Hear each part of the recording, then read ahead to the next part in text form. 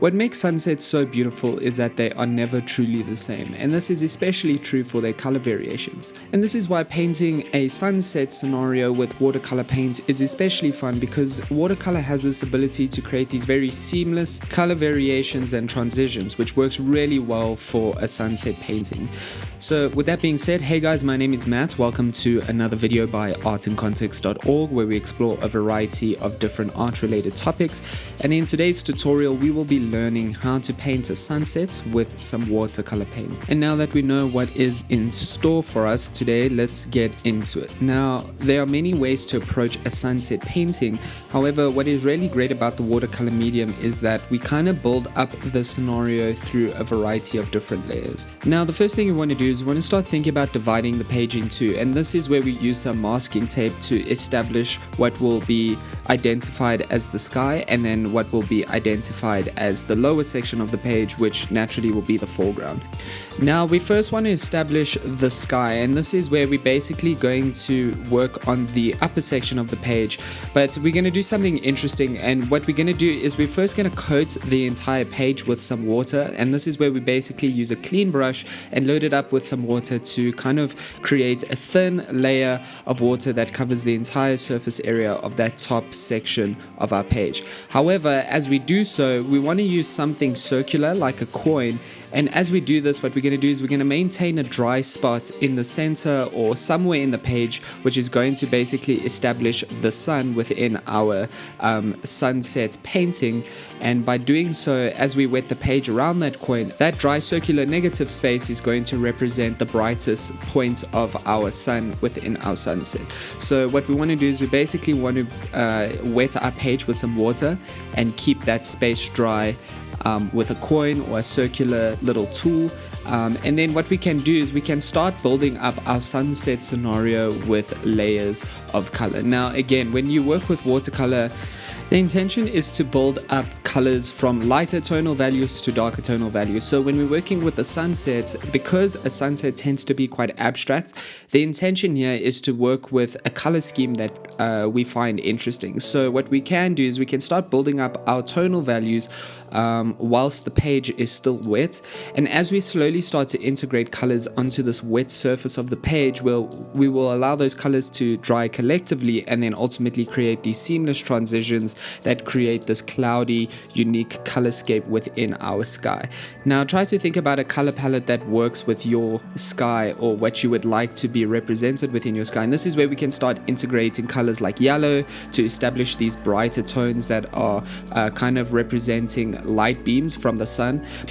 But as you continue with this process, you can also start to think about integrating these darker colors in these more horizontal type strokes to represent cloud formations within the sky. So whilst the sky is still wet, begin to be playful with color combinations that you might want to exist within your sunset. For example, a good idea is to slowly build from your yellow to these darker tones, and then maybe consider moving towards reds and blues and ultimately even darker colors such as purples. We also want to try to be playful with how we apply these various colors in the sky. So think about these squiggle motions in these horizontal linear strokes to imitate different types of cloud structures. Naturally, when clouds form within the sky, they do form along this horizontal type of plane. So this is something we do want to bear in mind as we kind of work in these colors onto our wet surface. Now remember, sunsets are quite abstract and they're never the same, so you can be quite playful with what kind of colors you use, but a really important thing is to make sure you work around that negative space, so we keep that negative space open to represent the sun, and then ultimately to also keep our strokes formed in this horizontal fashion to kind of emulate a more realistic formation of clouds within our sky. Continue this process whilst your page is still wet, and then ultimately we're going to allow that to dry completely, and then we should have a result of this seamless integration between colors in these horizontal strokes that have dried collectively within our sky of our sunset painting. Now continue this process and again play around with your color formations. You'll find that as you work these darker colors along the edges of the sky scenario or the sky part of this landscape painting, we'll find that we can create these very interesting sunset qualities where we see this gradient between these very bright colors near our sun and then these darker colors near the edges of the page to kind of allude to this idea that the sun is kind of dissipating into the horizon or behind the horizon, and by nature the light then dissipates, and that causes the darkened sky to kind of start coming in from the edges of the page. So you can really play around with how you color this. Now, once this is completely dry, we're going to move on to working on the horizon, and this is where we start to define the horizon line. So the idea here is that once your sky has completely dried, we should be left with an interesting color variation within the sky portion of our painting. What we can do now is slowly and gently lift the masking tape off from the center of our page, and we should be left with this very straight line.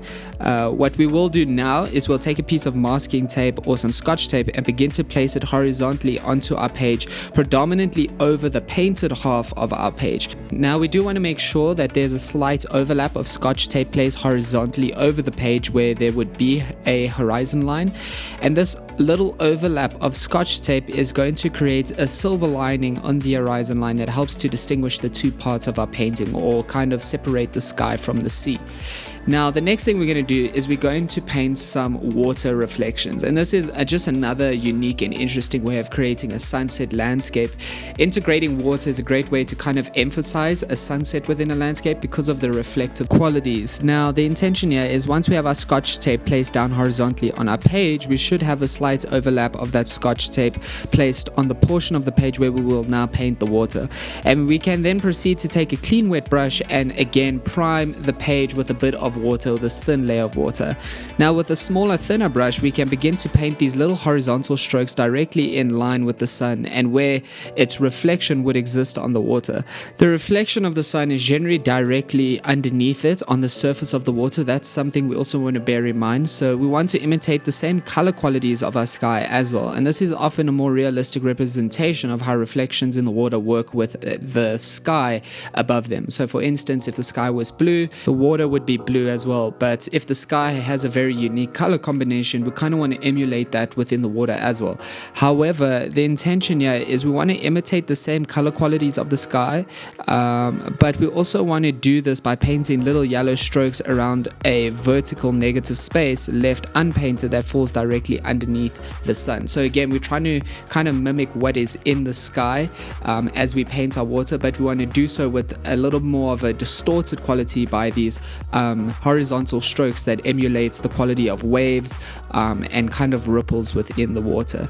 So we do want to leave this negative moment of unpainted paper or negative space running down the page vertically directly underneath the sun, but then we can proceed to paint yellow strokes slightly overlapping into this negative zone, again just to suggest that rippling quality of the water, and then also to represent those yellow qualities around that negative space in the sky. You can also paint the rest of the page yellow around this negative space, and then slowly we start to build up our layers of color again. So we want to just make sure that the brightest reflections are achieved by the white paper itself, and that's really important, being strategic with that negative space and how it's represented on the water to create that reflective quality in a realistic way. Another thing we want to do is we can now start to think about adding these darker tones in the water. So while the page is still wet, once again we can begin to add some horizontal strokes of orange in the water. Again, we want to imitate the color quality of the sky, so we also want to add horizontal strokes because it creates the characteristics of ripples in the water. So every time we add in these kind of color qualities that represent the colors in the sky, we want to do so through these horizontal strokes to represent a more rippled quality in the water. Now again, when we are painting a sunset with watercolor, we are kind of thinking a little more along the lines of what the watercolor medium is capable of and how to create something unique in line with the capacity of the watercolor medium.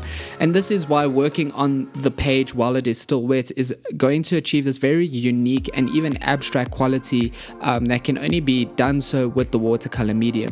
So as we proceed with this painting process, there are some key things we want to think of. Naturally, we want to think about the nature of water, and this is why working in those rippled qualities to represent that idea of waves or ripples on the surface of the water is a good suggestion. And then for the sky, sky, how to kind of create this quality of a sun, but then how to create a skyscape around that negative space to represent the idea of these color shifts within a sunset scenario. Now we can continue with this process of working in these horizontal strokes within our water, and this is where we can start to think about some final details. So we technically are done at this point, and we should be left with an interesting color variation within our sky that is reflected within the water as well, in the bottom section of our painting. But once the painting is dry, we can begin to remove the masking tape on our horizon line. The masking tape or the Scotch tape should have left a slight lining on the page that defines this horizon line that distinguishes the two halves of the painting, which is the sky and the water. And then once our painting is completely dry, you're more than welcome to add some little darker strokes here and there on the water to create a bit more of a color variation within the ripples of the water. You can also add little moments of white to create reflective qualities in the waves, work in some darker blues. Ultimately, it's up to you at this point.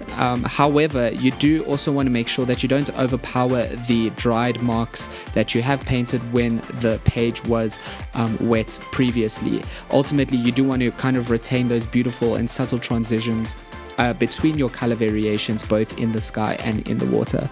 But otherwise, guys, that is a simple process of how to create a very unique watercolor sunset using the watercolor medium and its capacities and potential in terms of what it's capable of. And ultimately, again, thinking about the nature of the watercolor medium and using this water-soluble way of creating clouds and water and unique features within a sunset landscape is something you really want to consider if you're interested in doing so with watercolor medium. But otherwise, guys, that is it from me today. I hope this video was helpful. If you are interested in similar topics or related topics, please let us know in the comment section below.